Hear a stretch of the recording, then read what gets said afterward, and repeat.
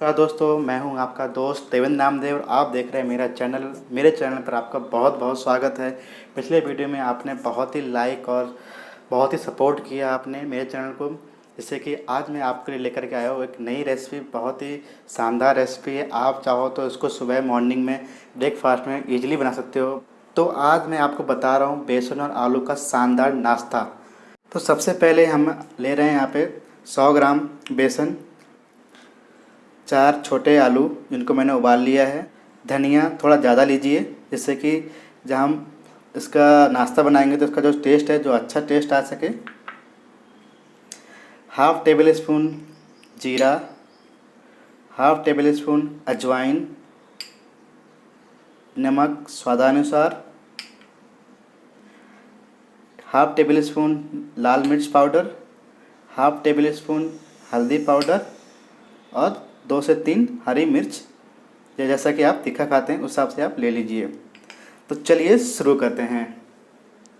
तो अब मैं बेसन का घोल बनाता हूँ। इसमें मैं जो बेसन लिया है मैंने वो बेसन इस पर डाल देता हूँ। लाल मिर्च पाउडर, नमक स्वादानुसार, अजवाइन और जीरा, और इसमें अच्छा सा कलर लाने के लिए हल्दी का यूज कर रहे हैं।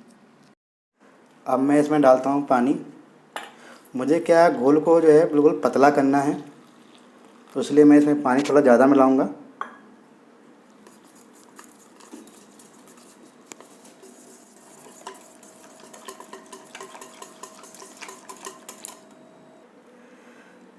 तो जैसे कि हमारा जो घोल है वो रेडी हो चुका है। अब इसको हम पकाते हैं। तो यहाँ पे मैंने गैस पे रख दिया है पैन और गैस को करता हूँ शुरू।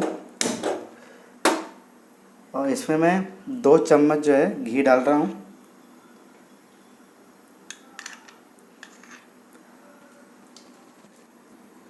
तो जो हमने घोल बनाया था वो हम इसमें डाल देते हैं। आराम से डालिएगा।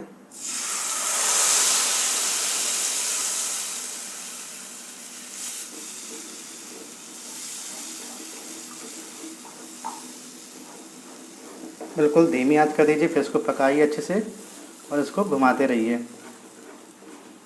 बहुत जल्दी गाढ़ा हो जाएगा। इसको हम ऐसे घुमाते रहेंगे और अच्छे से पकाएंगे। ये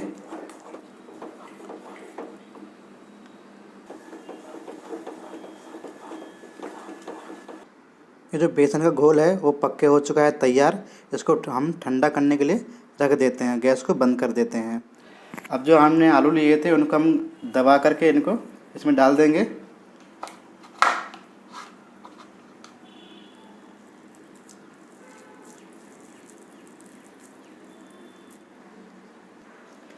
अब हम इसको अच्छे से मिला देंगे।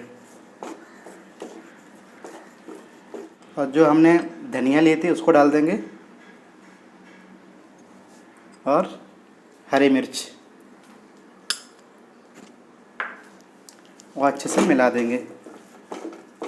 हमारा अच्छे से मिल जाएगा तो हम क्या करेंगे, एक प्लेट लेंगे और प्लेट में जो है घी या तेल लगा देंगे उसमें और उसमें हम निकाल लेंगे। जैसे कि मैंने इसमें घी लगा के रखा है पहले से ही, जैसे कि हमारा जो हमने पेस्ट बनाया है वो उसे चिपके ना, तो उसे हम निकाल लेते हैं इसको।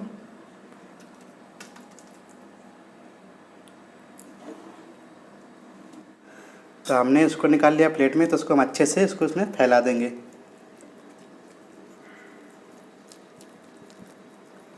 जैसे कि मैंने इसको अच्छे से इसमें फैला दिया अच्छे से, और इसको हम 10 मिनट के लिए फ्रिज में रख देते हैं। फ्रिज नहीं, फ्रीजर में रख देते हैं, जिससे 10 मिनट अच्छे से जल्दी से ठंडा हो जाए और थोड़ा सा इसमें टाइटनेस आ जाए, जिससे कि हम इसको बर्फ़ी की तरह काटेंगे तो ईजिली कट जाए। तो इसको हम रखते हैं फ्रिज में 10 मिनट के लिए। तो दोस्तों, मैंने जो बेसन का और उसका जो पेस्ट बनाया था आलू का, वो मैंने फ्रिज में रखा था और ठंडा होकर के मैंने इनको स्क्वायर शेप में काट लिया है। अब इनको हम क्या करेंगे, डीप फ्राई करेंगे या सैलो फ्राई करेंगे। आप चाहो तो इसको डीप फ्राई कर सकते हो या सैलो कर सकते हो, जो आपकी और एक चीज़ और, इनको आप बना करके रख लो इनको फ्रिज में, और 1-2 दिन के बाद भी आप इसको यूज़ कर सकते हैं। तो दोस्तों, मैंने गैस के ऊपर रख दिया है पेन, और पेन में रख दिया है मैंने ऑयल। ऑयल हो रहा है हमारा गरम। तेल हो चुका है गरम, तो इसमें एक एक करके हम इनको डालते हैं। आराम से डालिएगा, केयरफुली।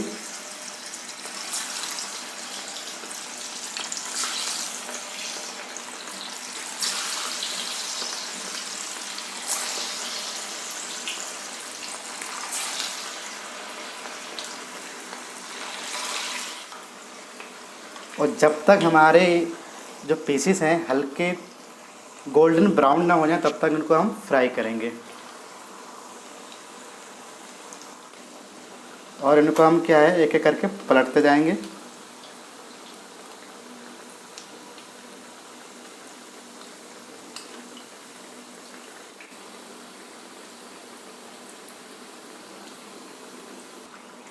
तो आप जैसे देख सकते हैं यहाँ पे हमारे हल्के गोल्डन ब्राउन हो चुके हैं, तो इनको हम एक एक करके इनको निकाल लेते हैं।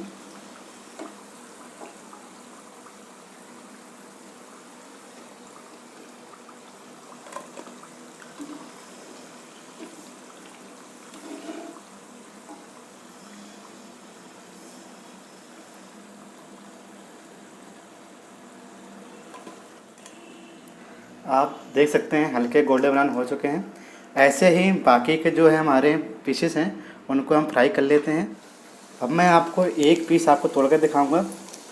देखिए बहुत ही स्वादिष्ट बने हैं। हमारी जो रेसिपी मैंने जो बनाई है बेसन और आलू की, वो रेसिपी हो चुकी है तैयार।